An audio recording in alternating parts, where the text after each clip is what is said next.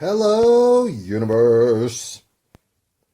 I don't sign on with as much enthusiasm as perhaps I'm indicating, since I've just found out that there will be no way for me to watch or even listen to the College Football Playoff Championship, since I don't have a station that provides me the ESPN radio broadcast as far as I can determine. So, I guess I'll just have to look it up tomorrow in the paper and say, oh, well, that's what happened. And that would be one of the downsides of being poor. While you used to be able to watch everything you wanted to watch on TV because it was all on 3 channels, well, now you have to pay for everything. And since I don't pay for ESPN, I don't get to watch college football's championship. The football championship, by the way, of the amateur athlete organization that is our NCAA system. The unpaid athletes. The ones for whom there is no money in the game, other than the under-the-table money that they get, and some of the signing bonus money and shit that they're starting to get. And I don't know, there's money. But still, the fan, because we took what was a national broadcast and turned it over to ESPN and said, well, you should just take it and make people pay for it. Well, that's where we are. Yay. So, go Washington. Unpause. Okay, so a little bit of hope. I did not think to check the FM dial for my local ESPN affiliate, but 93.3 here in Denver, Colorado may be a station playing the College Football Championship. So maybe I'm not as poor as I thought. Well, I mean, I'm even poorer than I thought. But still, I might get to listen to football so that I don't think about it all the time, right? Isn't that what we do over here? Circuses and breads and stuff? Pause. Yeah, ESPN, baby, it's it. Okay, unpause. So that means I've got roughly half an hour of fuck around time. And I think how we should fuck around for this time is let's talk about that tepe that they found in Turkey that they named Göbekli. There are many tepes in Turkey. Tepe just means hill, mound, pile of dirt, big pile of dirt. But what it doesn't mean is explainable archaeological site. Because they keep digging up these tepes. Göbekli just the most, well, not even the most recent one. There's 2 more since then that are as old and as profound. But what Göbekli Tepe is an ancient site that shows the kind of masonry, astronomy, and artistic creativity that is inexplicable for the timeline in which it exists, which is between 11,900 years ago and 8,000 years ago. And what makes it interesting with that 8,000 year mark is somebody buried it intentionally. Seriously. Pause. Yeah. So, think about that. 3,500 years of usage and then buried intentionally. 3,500 years of usage would put us back to the dynastic time of Cleopatra. I mean, we are talking the sort of time span here where these tepes, whatever their purpose was, sophisticated in skill and artisan training that they reveal, well, where are these peoples from this time? Who did it? Who had the skill set? I know I spoke in the last recording that the Sumerian record of the Anunnaki show the first real examples of blank, blank, blank. Well, no, the first real examples of all that stuff are here. And this is right on the boundary of the last ice age. So whoever this community is that had this skill set has had it for a while. Now, this one you could talk me into. The aliens landed, they did their thing, and then 3,500 years later, they took off. Because that's what's so weird about the whole Turkish landscape. It was put to furious use for several millennia and then discarded with intent, hidden from view, as it were, to keep it safe. Who does this? Who on planet Earth did it? Pause. Okay, on pause. Well, having gotten sidetracked by that silly game of ball and foot, where Michigan was clearly the favorite to win the game throughout the entire game. Well, boring though it was, I did listen to most of it. And when I finally gave up on the Huskies, well, they gave up on themselves at some point, but I stayed another series or two to see if they might just get lucky enough to stumble into something, but they didn't. They just proved once again that if you look for the signs that power is reinforcing power, and therefore no unexpected underdog outcome is going to be welcome, well, all those signs were right there. And I even texted my mom right before the game, Michigan's going to win this, guaranteed. And the omen that sent me over the edge was realizing how much ESPN had fluffed up its choices for Michigan versus Washington. Their experts had weighed in, giving their opinion of what the game would result in as prognosticators, and 16 of their 24 experts had picked Washington. And they had gone out of their way to fluff up the Washington contingent to make it look enormous, because the Michigan contingent looked minuscule in comparison, even though it was a 2-1. 2-1, was it 24-16? I think it was 24-16. So whatever those numbers are, 40 total, it looked like it was 30-10. And it just made anybody who was looking to think, well, where are the experts? Oh, they're all on Washington, when in fact Michigan was clearly going to win the game. And so, to me, ESPN wants as much money coming in on the losing side as possible, so they make the losing side look like the overwhelming choice of all their so-called experts. And therefore lead some gambling money into the long shot side of the equation so as to maximize the favorite. And the favorite comes through in under and covering the spread fashion, no less. A professional gambler's dream. But I didn't get on to talk about that when we're burying monuments like Göbekli Tepe. And I've really hit a dead end as to who these peoples are, unless we've drastically underestimated the age of Göbekli Tepe. Because the idea that this was created in the 11.5 zone right after the last ice age means somebody came out of hibernation and basically put this thing together. So they had it all ready to go while they were diving down in the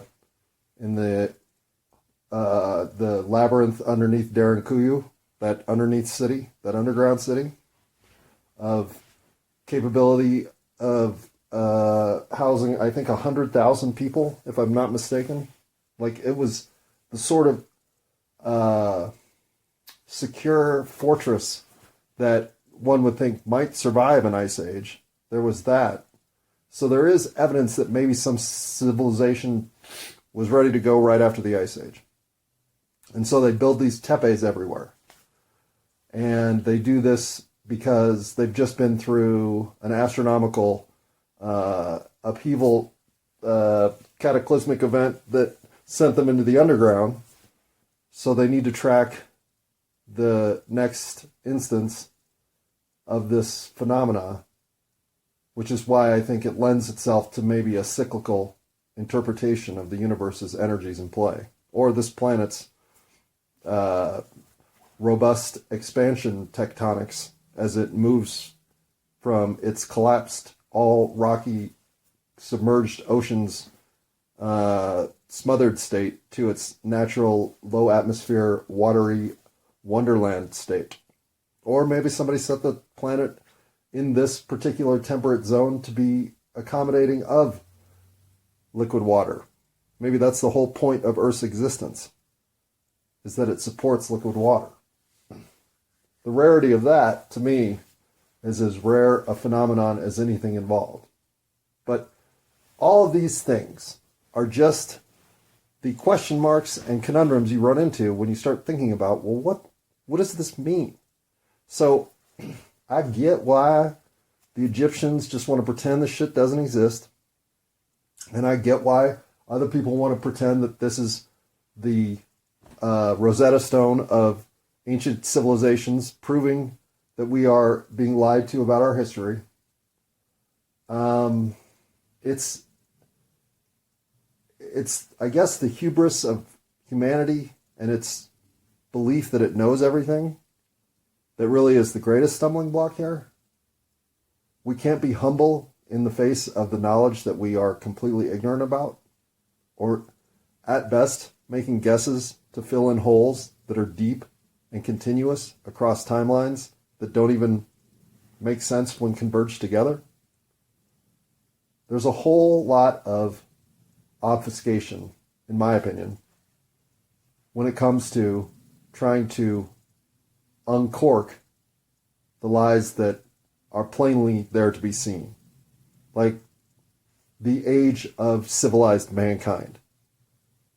If we aren't willing now to double our timeline as to where that exists, and then again, the entire concept of what the Ice Age meant, how much could miles of ice have ruined a civilization's presence that was here literally to be destroyed at that time?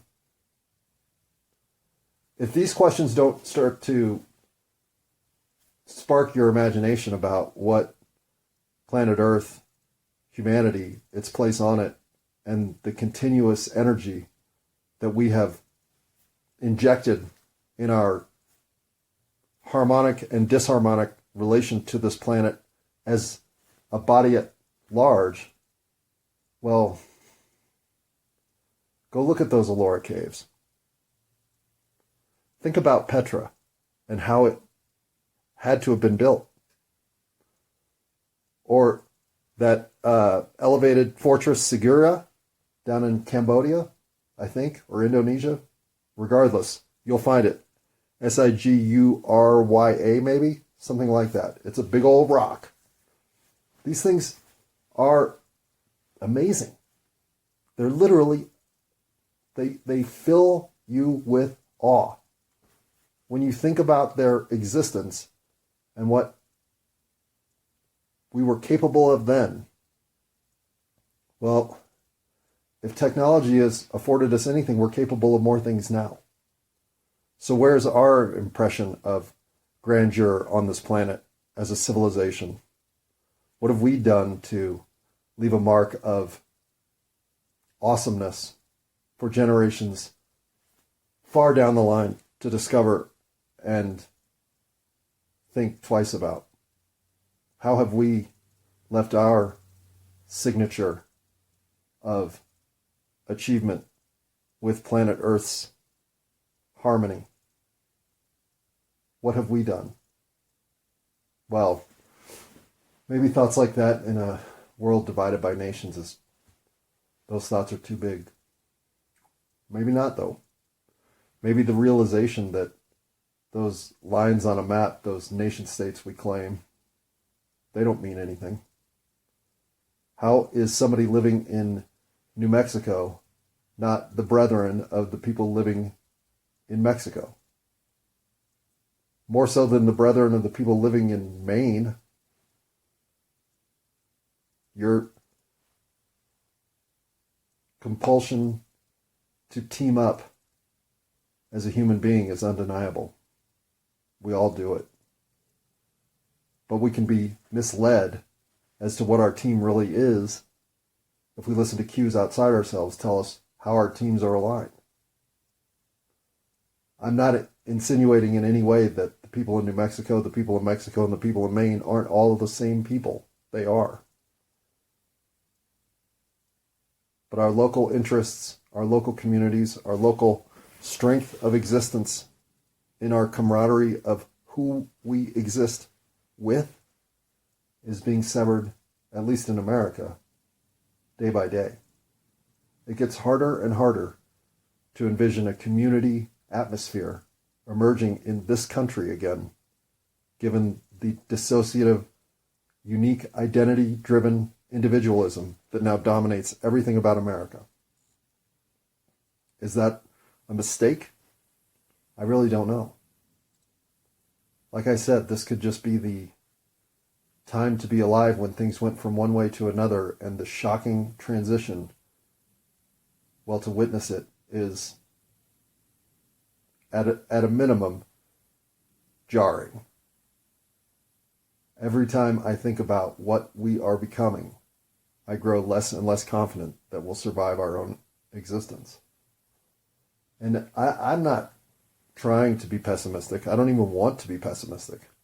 I just have a hard time finding the crack in the facade that is so overwhelming, that allows us to ascend through that rock face and not collapse under its weight. So, but why would you bury Göbekli Tepe? Why would you intentionally hide it from the universe? Who's going to see it that you decide, nope, you'll just destroy it, you'll just move in and use it, you'll just, what? You'll just know how strong we are, you'll just have figured out who did the pyramids, you'll have come to a realization about this planet that we don't want you to see? Why do you bury Göbekli Tepe? That's a mystery that I don't have an answer for. But I'll come back with some shit that I can answer, because I don't want to just have this be a big old question mark recording. And so pause. Unpause it. Because I don't know why you would bury Göbekli Tepe. And then why it would stay buried for 8,000 years before we discovered it.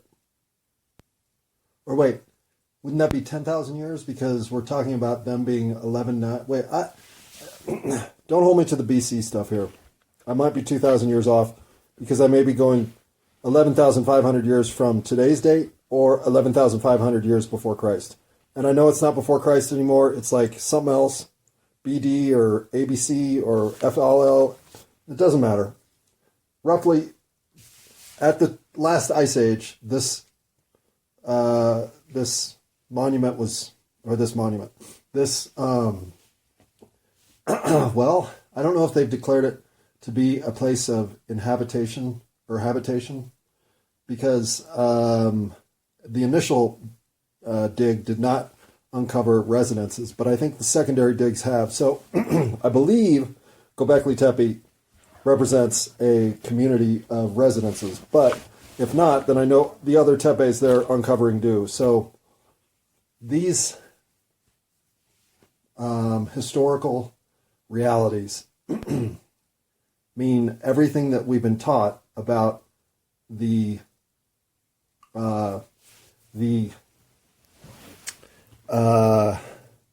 ascension of knowledge as humanity has gained and become more civilized in the process.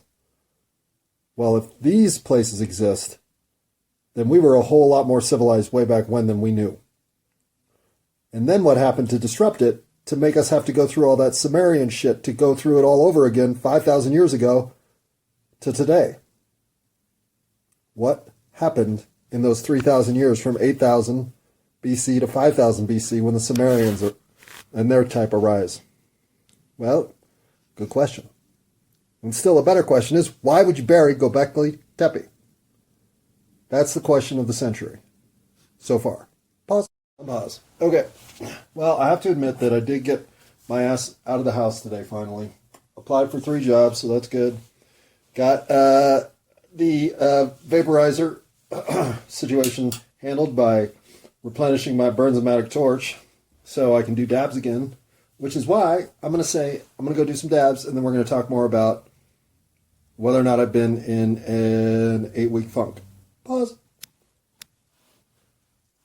Unpause. Okay. So it was this, 58 days ago that I was rake slapped.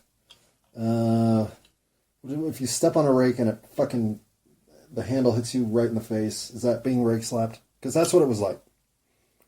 To have my entire life upended in one day, which I didn't see coming, which is what's so frustrating about it. I didn't even know that it was in play, that I was entering territory that could be so disruptive.